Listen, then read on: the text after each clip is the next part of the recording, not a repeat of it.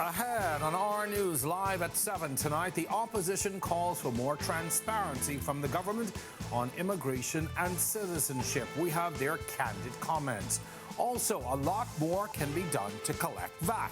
That admission from a top official at the Department of Inland Revenue. Find out what she has to say. Plus, it's time to track who's working and who's not. This time, we're looking at children on the job. And then in our news at 7:30, a national outcry for justice. It comes after the recent abduction and sexual assault of a 9-year-old girl. Our news live at 7 starts right now.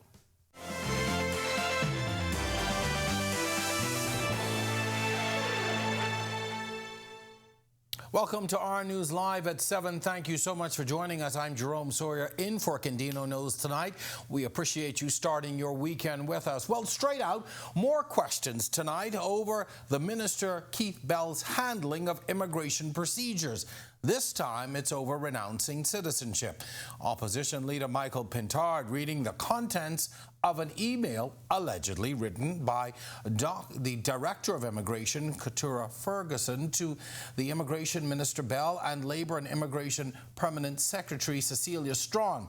The note, said to be written more than a year ago, raises issue with swearing in of citizens of the Bahamas who were not renouncing citizenship to other countries. During his comments last evening, Pintard calling for the formation of a select committee on immigration. We called for a select committee on immigration. We offered 22 recommendations in terms of what that select committee would address.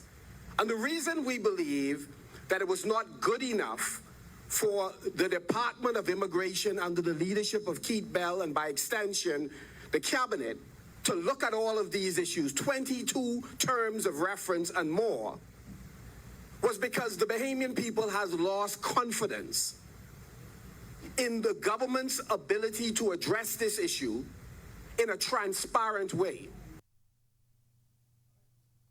Well, Pintard spoke extensively about the growing list of questions and allegations of irregularities in processing these immigration cases. He says even if the government doesn't want the files to be completely in the public domain, there needs to be an extra level of transparency. Now, if this is not the case, we just ask the Prime Minister, it's asking Keith Bell is a waste of time, to lay the files. You could call a select committee of Parliament. If you feel it shouldn't be in the public domain, let's have some citizens who are recommended by civil society and others who are sitting on a select committee who can have sight of the documents. Turning our attention now to some crime news. 2 men are in police custody tonight in connection with $100,000 worth of marijuana found in Grand Bahama. A tip to police on Wednesday led Central Intelligence and Drug Enforcement agents to a dirt road off Silver Point Drive on Wednesday afternoon. That's where they intercepted a 51 and 47-year-old man in a silver Nissan Murano Jeep near the canal. A search netted 100 pounds of marijuana. No word on when charges are going to be filed. Well, back here in the capital, police are still looking for a robbery suspect tonight. They believe held up a business on Blue Hill Road earlier this week. Their investigations say a cashier was robbed at gunpoint around 10:30 Wednesday morning. The man described as wearing dark clothes walked up, held up the cashier, and got away on foot. If you have any information you think can help police, give them a call at 911-919 or call Crime Stoppers at 328-TIPS. Good, but not good enough. That's the view of officials responsible for collecting value-added tax at the Department of Inland Revenue. We learned from a scheduled media event today that VAT collections are holding steady, but there's concern over arrears and those still not filing and reporting. Department of Inland Revenue Controller Chandra Strachan admits there's more that can be done.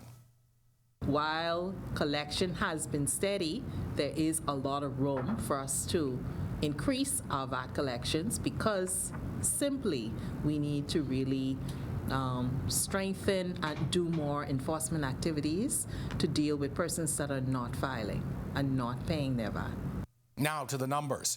For the first 6 months of last fiscal year, $580 million was collected in VAT. That works out to about 59% of what's actually due to government.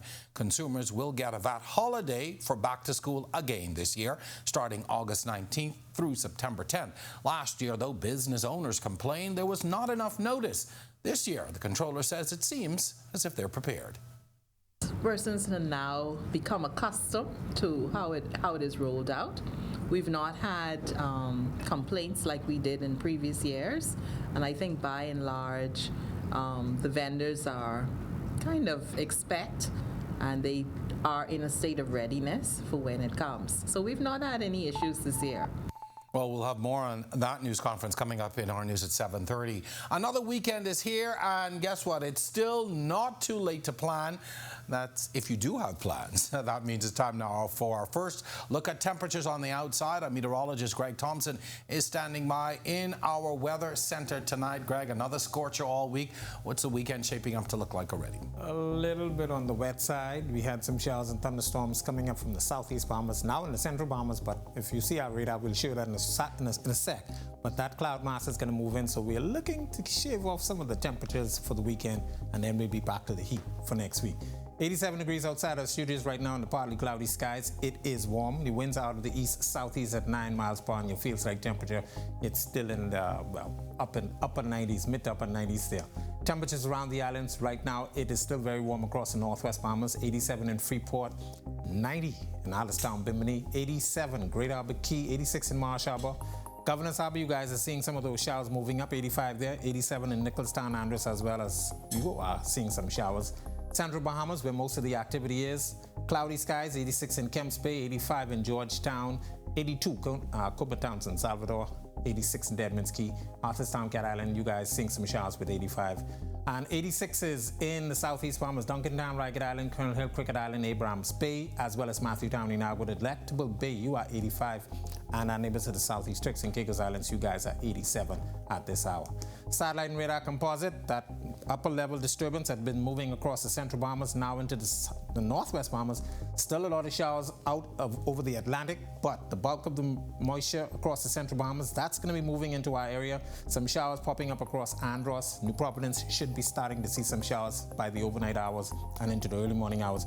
All of this will be moving towards the west. That's all associated with the upper level disturbance and a tropical wave, and we will see some more showers, maybe a little shave off the temperatures for the weekend. That's your first leg of weather. Stick with us. So look at your extended forecast. It's still to come. And still to come on our news, what's in the numbers? Enumerators are back in your neighborhood. Collecting the latest labor force survey numbers will tell you what's different this time around. Plus, Cable Bahamas hires on the spot. The company holding another job fair today. And later, it's an age-old issue that comes and goes literally with the weather. This is the Ministry of Works is preparing to address downtown flooding. That's all coming up when our news returns. If new, Heineken Silver. Doctors Hospital is reimagined primary care. We have invested to improve our health system, ensuring that accessible, affordable, world-class clinical care is closer to you. Your relationship with a primary care provider shapes the foundation of your overall health. Our new, modern primary care facilities are where critical diagnosis and true personalized treatment begin. With locations across New Providence, Grand Bahama, and Exuma, we invite you to experience the Doctors Hospital difference. Book your next appointment at clinics.doctorshos.com.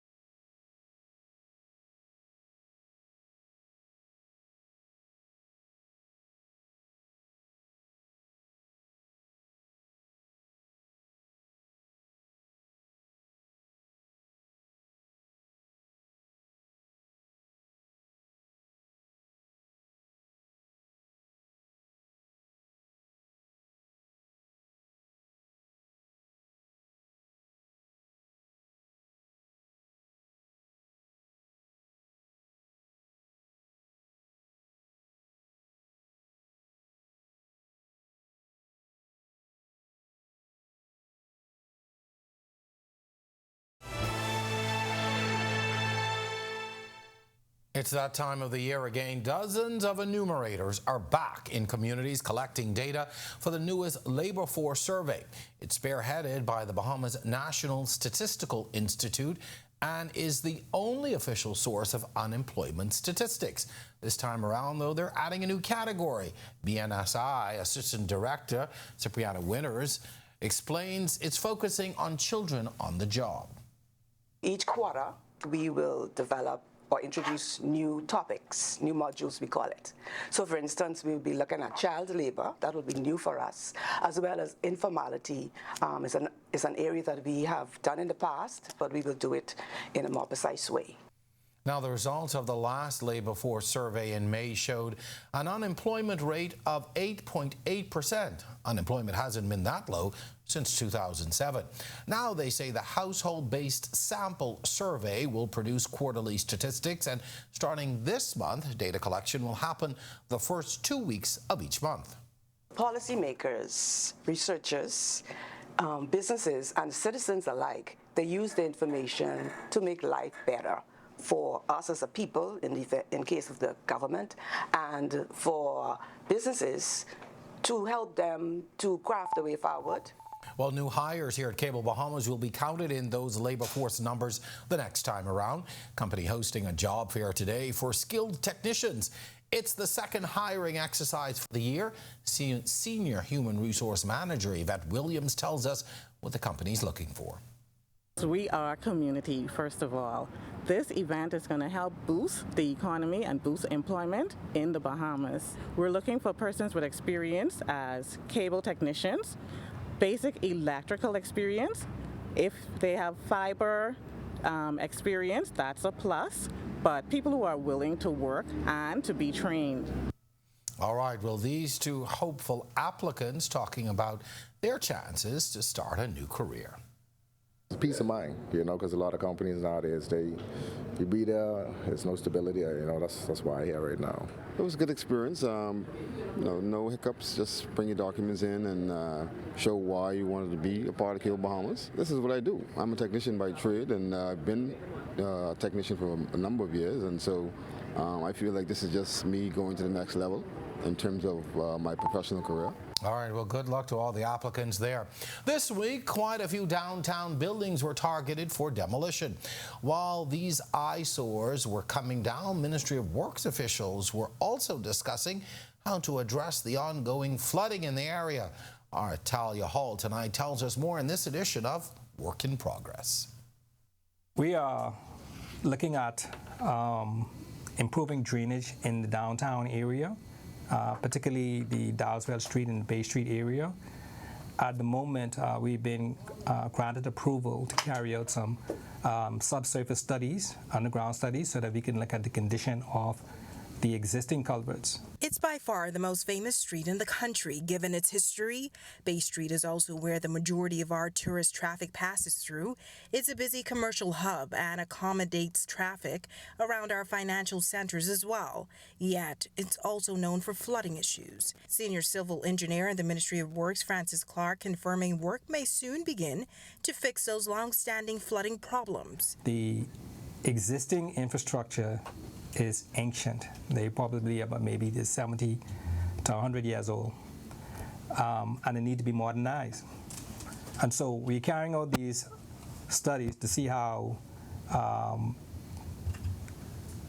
these existing underground infrastructure can inform a new and modern design. There are also plans to meet with the utility companies to address similar issues on nearby Dowswell Street.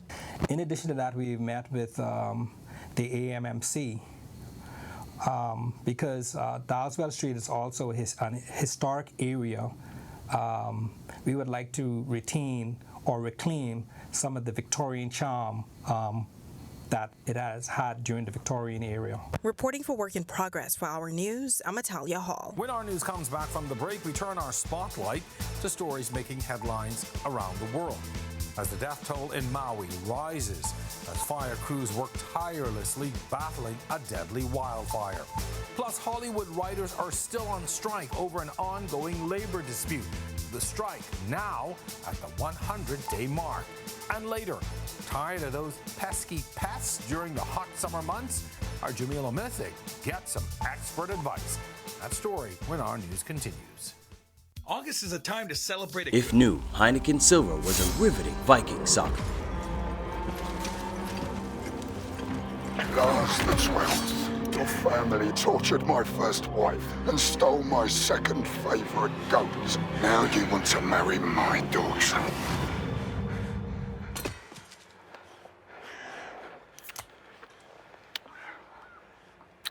Okay.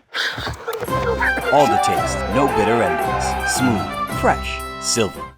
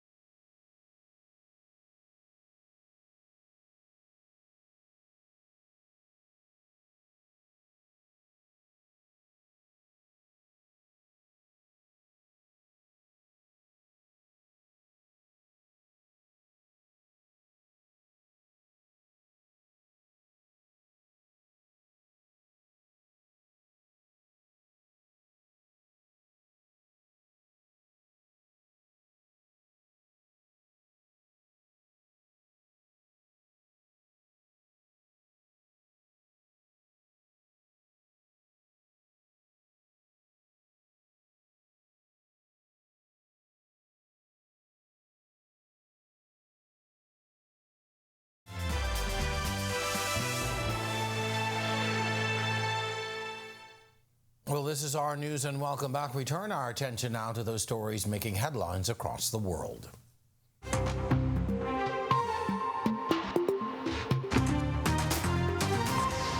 And we begin in Hawaii, where the death toll for victims killed in wildfires rises to 55. This as hundreds more remain missing in fires across the island of Maui. Search teams combed through the charred ruins looking for more victims of the wildfire that ripped through the kingdom of Hawaii's one-time capital. Our international correspondent picks up the story from here. Oh my gosh, look at the harbor.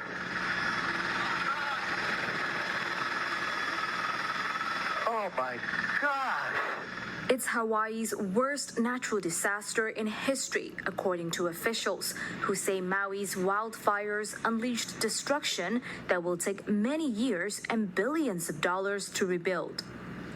The resort town of Lahaina was once the capital of the Hawaiian kingdom, drawing 80% of the island's visitors every year. Much of it has now been reduced to smoldering ruins, according to Governor Josh Green. The fast-moving inferno killed more than 50 people, a toll expected to rise, turned thousands homeless, and destroyed as many as 1,000 buildings. This tourist from California was on vacation with his wife and 5 children as the fire approached. They were forced to jump into the sea after escaping their rental car in Lahaina. Everything we're out there floating, this is so surreal, and everything was burning around, explosions, cars blowing up, like embers flying, we couldn't breathe. Because we couldn't breathe, there's no air, it's just the carbon monoxide. And we held on as best as we could. My wife, my kids, my older ones helped with the younger ones, and we tried to stick out together. The waves was trying to take us out to the ocean. We had to come back. Many more people suffered burns, smoke inhalation, and other injuries. The inferno that ravaged Lahaina was one of 3 major wildfires on Maui, all of them still burning.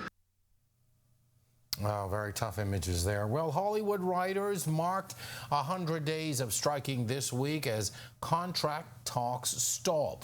Picket line protesters say they feel their demands are being disregarded. Negotiations between the Writers Guild of America and the major studios began on May 2nd, reached an impasse over compensation, minimum staffing of writers' rooms, and residual payments in the streaming area. There are even issues over the use of artificial intelligence. Picketers outside the Netflix office said they were undeterred by the length of the strike. I think, we can take them at their word. I think they wanted to wait us out. They wanted to starve us out.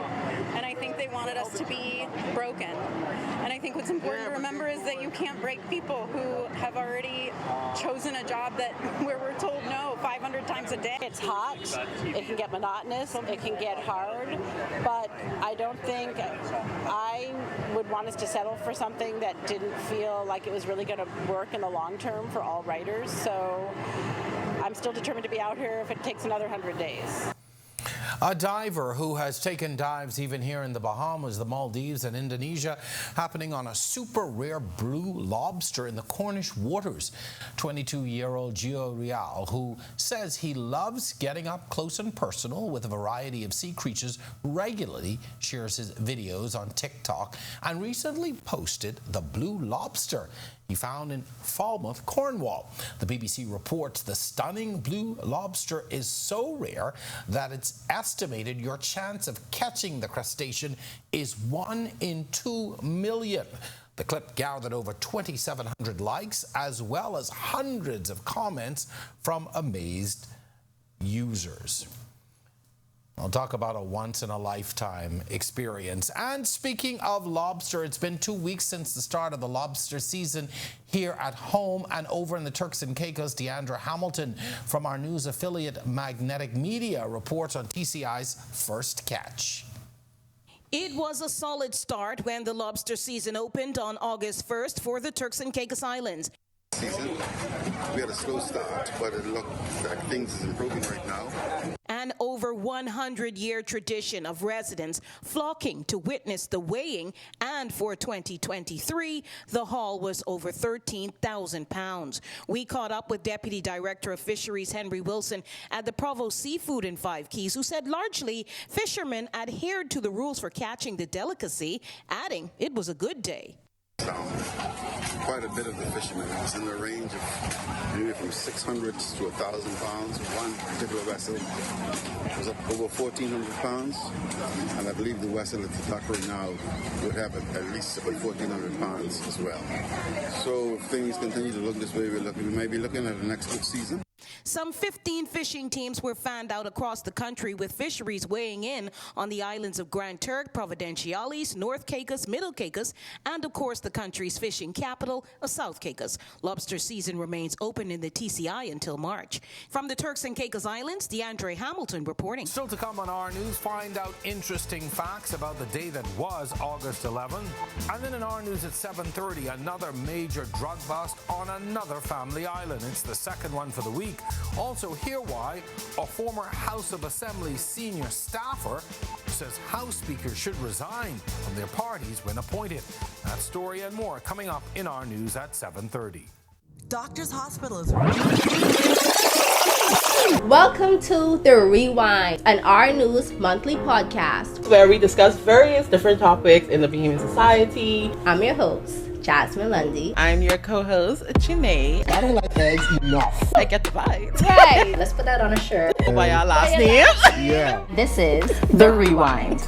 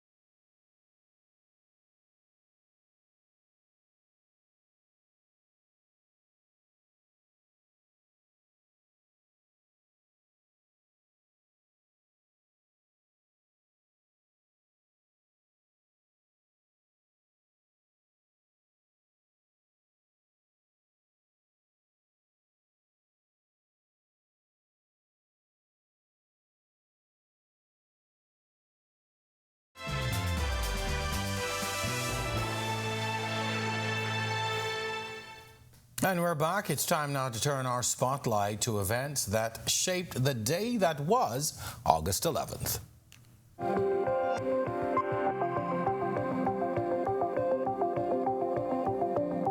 On this day in Bahamian history in 1882, the SS Blenheim, while en route from London to Nassau, was wrecked off James Point, Eleuthera. The 1,163-ton vessel was 225 feet long, with a 31-foot beam and 17-foot draft.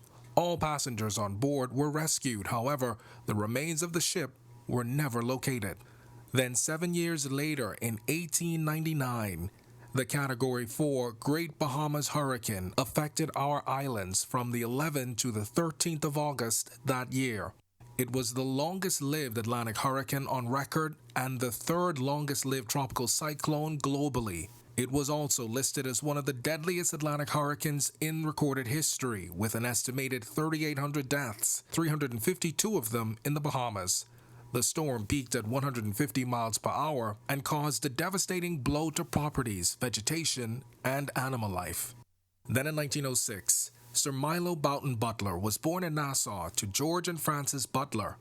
We went much deeper into his legacy as the first Bahamian Governor General in the August 1st edition of Today in History, available now at ournews.bs. And finally, in 2022, the Nurses Union signed an industrial agreement, which union and health officials labeled a first step towards keeping nurses in the country. This, as many nurses were taking jobs abroad for a better way of life. Numerous incentives included stipends and a housing initiative.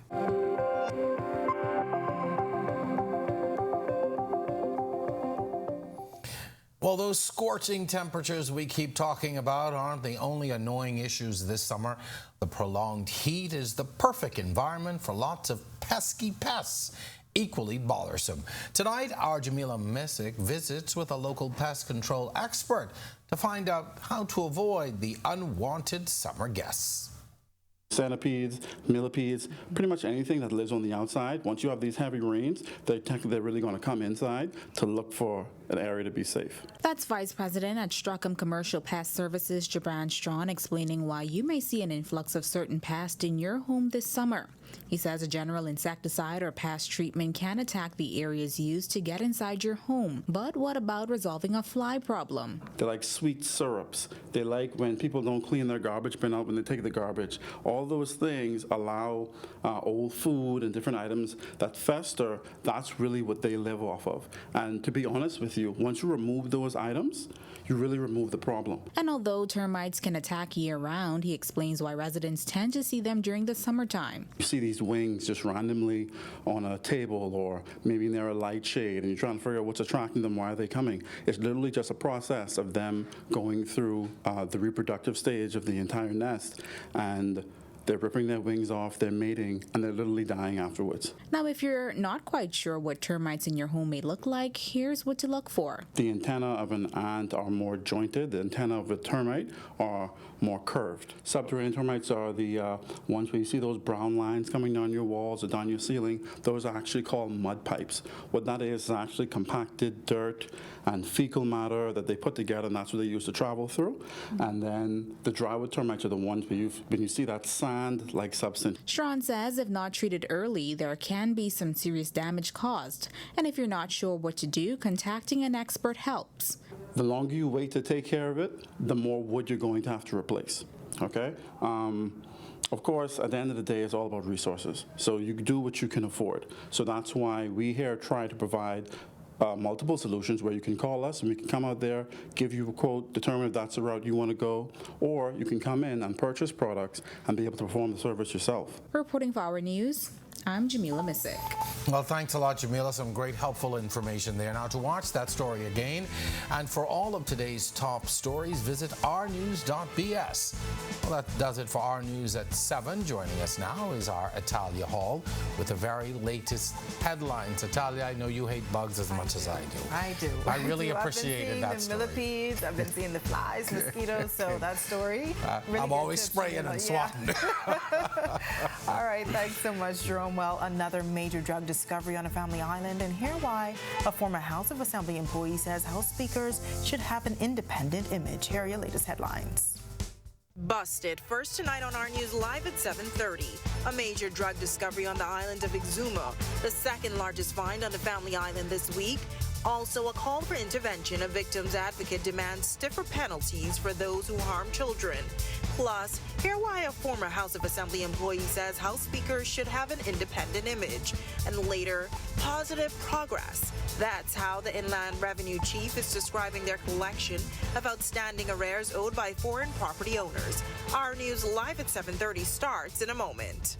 If new, Heineken Silver was a riveting Viking saga.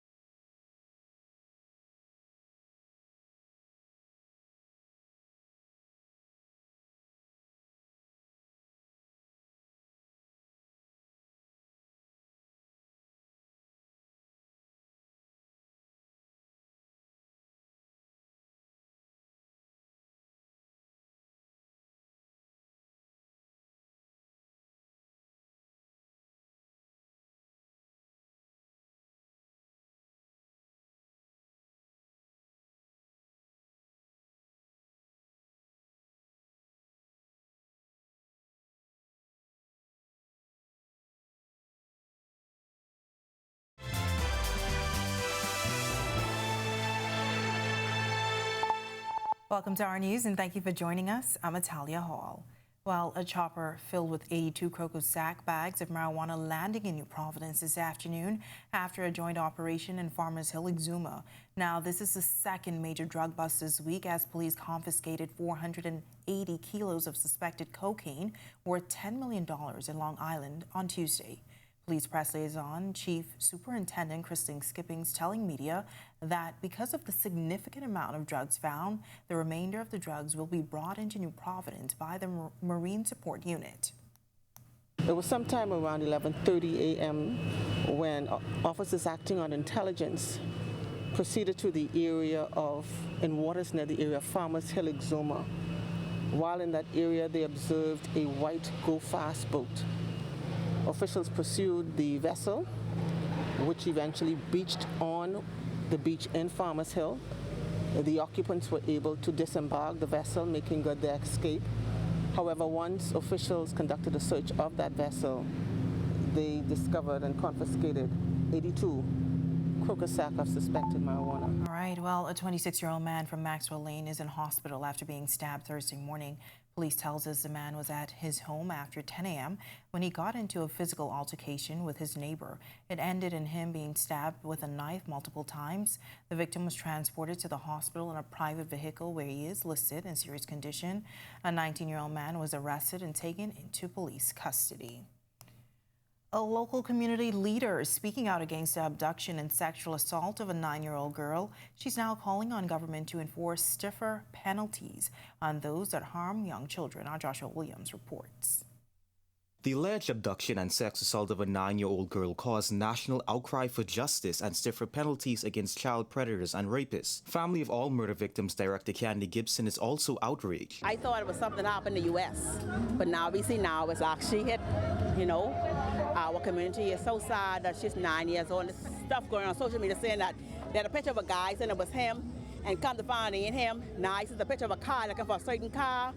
I mean, it's just so sad that we have young men actually driving around their car waiting to prey on France, on people, young children. This behavior, Gibson says, needs to be taken more seriously by those in power. Whoever that perpetrator is, I feel like the government needs to send a clear and a sound and a strong message that when these perpetrators would be forward our little darlings of our country, they get the full brunt of the law. We can't play with them no more because come on, We have women out here selling their body for $40, $100, $2,000, $200, $2,000, however they want to sell it for, and you're going to try food with a little child? Gibson's organization deals mainly with relatives of those that have been murdered. However, helping rape and sexual assault victims is something FOAM is also looking to explore. We are like an octopus. We have one head and we have many different arms. We have a new division coming on board now called SAD, and that's for sexually assaulted division. The person will be in sexually abused division. The person would have been raped, incest, and molestation. So that branch is coming on now. We're getting ready to launch that officially in another couple of weeks. Reporting for Our News, I'm Joshua Williams. Thanks, Josh. Former Chief Parliamentary Clerk Maurice Tynes says he believes House speakers should resign from their parties when appointed to the post. Tynes says the resignation at the leash would give the image of independence.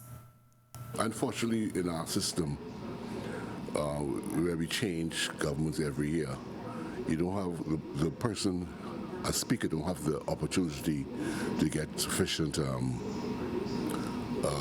experience, because with a change of government, obviously there's going to be a new speaker. So I would like for us to put in place in law or in the rules of the House, where once you are elected speaker, you resign from the party. Under former House Speaker Halson Moultrie, Tynes was vocal in expressing his disagreement with a number of his decisions and actions towards the then opposition. He says he believes House Speaker Patricia DeVoe is doing better, adding that she was put in a difficult position being a first-time parliamentarian. Not having been in the parliament, don't know the rules properly at that point, and all the nuances that the office requires. So I think that she's doing much better now. Another hot day around the islands as we head into the weekend. Meteorologist Greg Thompson is in the Weather Center live with the first check on weather. Greg, what can we expect? Yeah, hot day, hot week, but we have some changes coming. There's a tropical wave and an upper level disturbance that's bringing some moisture across us, so we could see a little bit of break in the heat, but it is still hot outside. 87 degrees under partly cloudy skies. East winds at 9 miles per hour and your feels like temperature a very warm 95. Satellite and radar composite, upper level disturbance now moving across the Andros area and starting to move towards the west. Tropical wave just to the south of that, and the moisture will continue to move in our direction. Showers and thunderstorms across the central and southeast Bahamas, and that will spread into northwest Bahamas overnight. So we're looking for some cloudy conditions tomorrow, and as I said, we could see a little bit of a relief from the heat, but once this system moves out, the heat will be back with us for next week. That's the first check on weather. Stick with us. So look at your weekend forecast. It's still to come. Still to come on Our News, the Department of Inland Revenue is making positive progress when it comes to collecting outstanding arrears owed by foreign property owners. We have the update. And pay up. Bahamas Public Services Union members are expected to see their increments by their September salaries. Also, a prominent Grand Bahama businessman and owner of several popular restaurants who recently passed away is being fondly remembered. That's all coming up when Our News returns. It has the looks,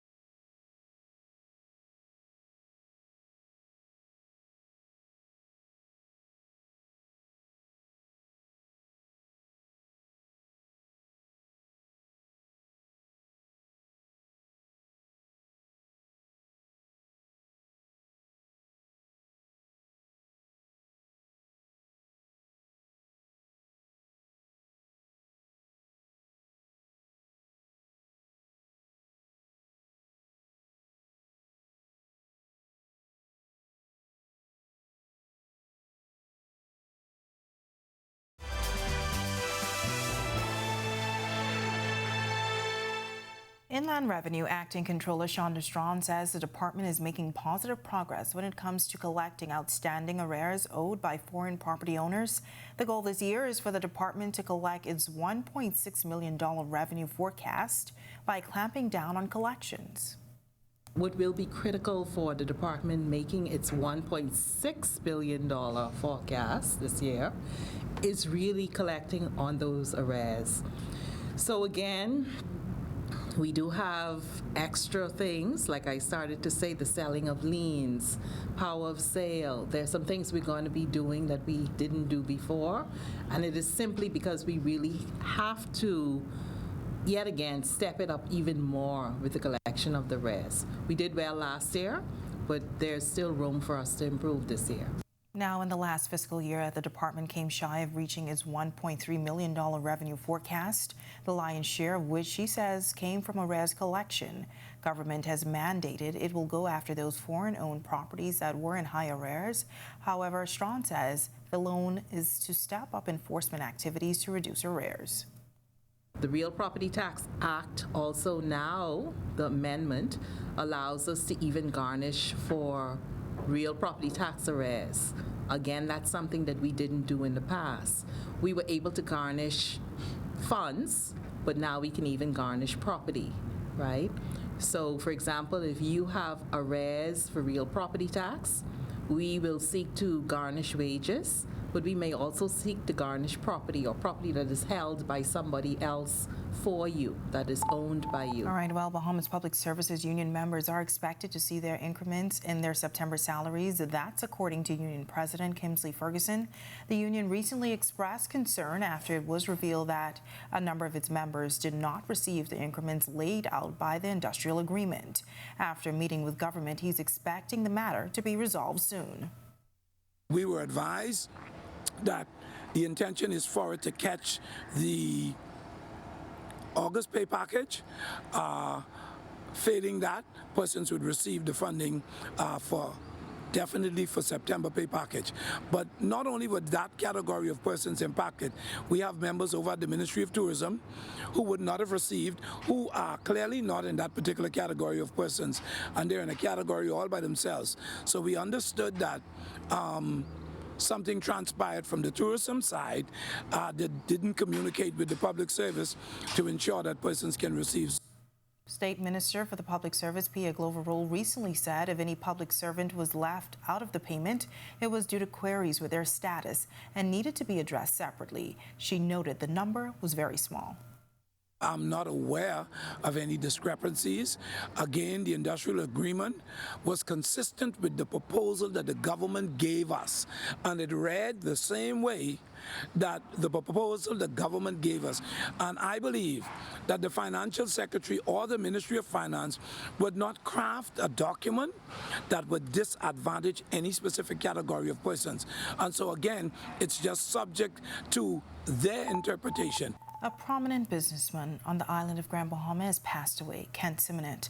The owner of several popular restaurants on that island is being remembered tonight by his brother-in-law, who says his contributions to his family and country are invaluable. He was one who loved family, loved his wife, Emma, of 39 years. He loved his children. He was a good father, and not just to his children, but to others. That's Pastor Elvis Barrows describing his brother-in-law, Kent Simonet. Simonet was born in Hatchet Bay, Luthra, but moved to New Providence, where he graduated from St. John's College. After moving to Grand Bahama for employment and finding his wife, he then became an extraordinary businessman, as he was the original owner of Mr. Baker, the Awards and Science Center, and many others. He contributed to the growth and development on that northern island. Most people know that he took Pizza Hut, from closure to what I would say a thriving business entity here in Freeport, and of course the KFC, where Kent spent most of his time working and enhancing. And he adds that Simonet was not afraid to take risks. He will go out of the way to create opportunities for others, to create employment. If something did not go right, he did not gloat and pine and complain.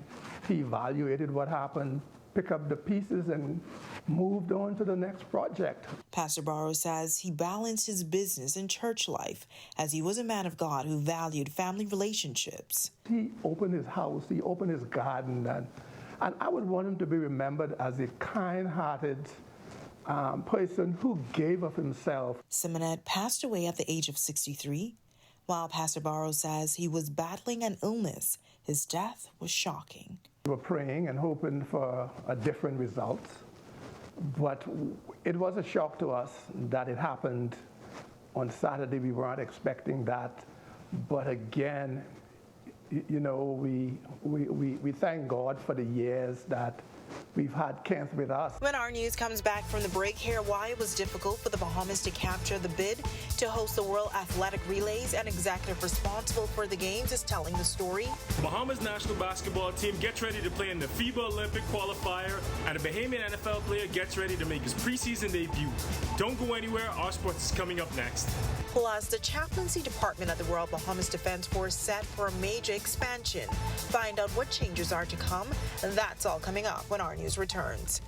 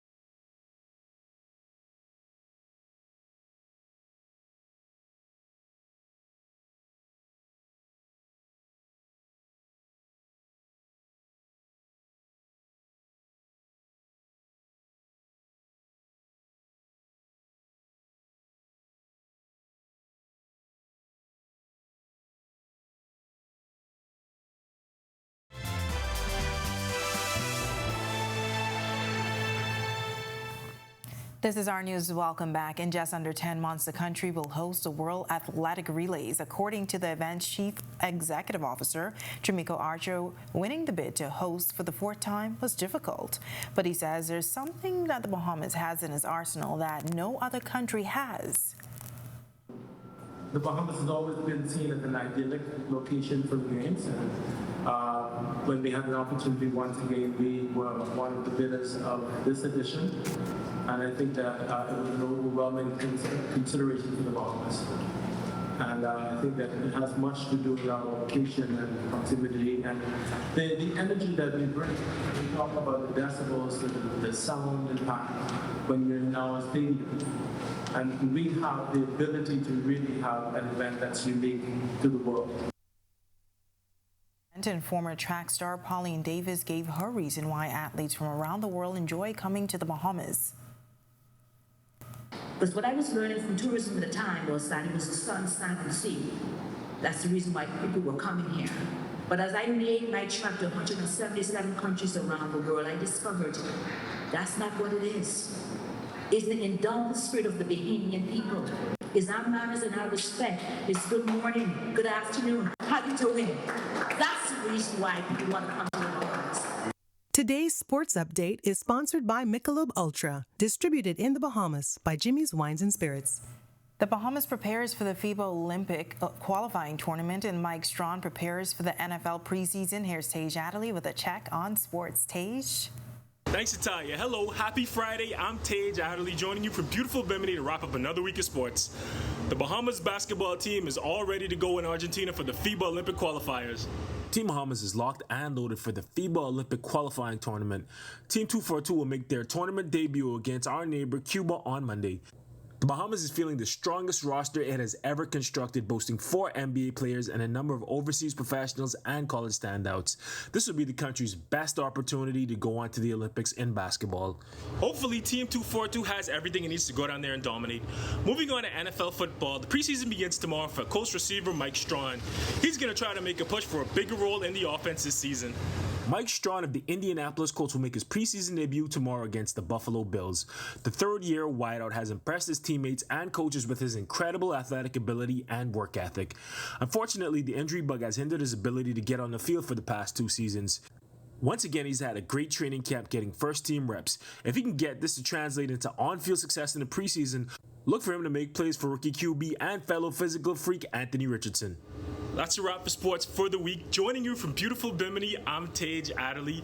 Have a great weekend. Still ahead on our news tonight, holy priority. The chaplaincy department of the Royal Bahamas Defense Force is expanding. Find out why. And wondering how the weather will shape up this weekend. Greg is back with your extended weather forecast when our news continues.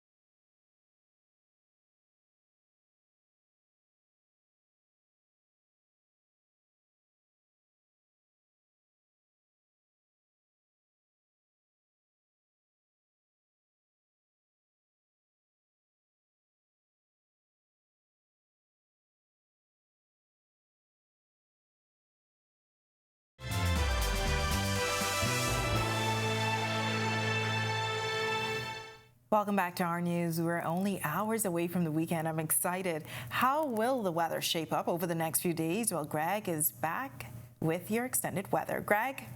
Showers in the forecast late tonight and into tomorrow for the northwest Bahamas. We're now seeing those showers across the central Bahamas, courtesy of a trough in the upper levels, as well as a tropical wave just to the west of the Bahamas, and that tropical moisture is still in place. So look for some showers begin sometime around midnight across the northwest Bahamas, New Providence, and the Lutheran Andros area by that time, and then into the Grand Bahama area early tomorrow. And of course, as this whole system translates out towards the west, high pressure will be building back across the area, and we will see those, well, a return to the warm temperatures or hot temperatures for next week. The tropics quiet, nothing happening out there. We have a couple of tropical waves moving across the tropical belt and no signs of organization at this time, so the tropics will remain quiet over the next several days. Future forecast showing the moisture associated with that trough across the northwest, central Bahamas, and showers, as I mentioned, will be spreading across the northwest Bahamas. We could see some lessening of the showers as the system moves, but of course showers will be in the forecast as we expect the system to move towards the west. If you plan on doing any beaching or boating for the northwest Bahamas tonight to tomorrow, your winds will be southeast to south at 10 to 15 knot seas, running 2 to 4 feet over the ocean. Your low tide will be at 11:59 tonight. For the central and southeast Bahamas, caution flag in place for you guys down there still. East to southeast winds, 15 to 20 knot seas, running 4 to 6 feet over open waters. Here's a look now at your national forecast.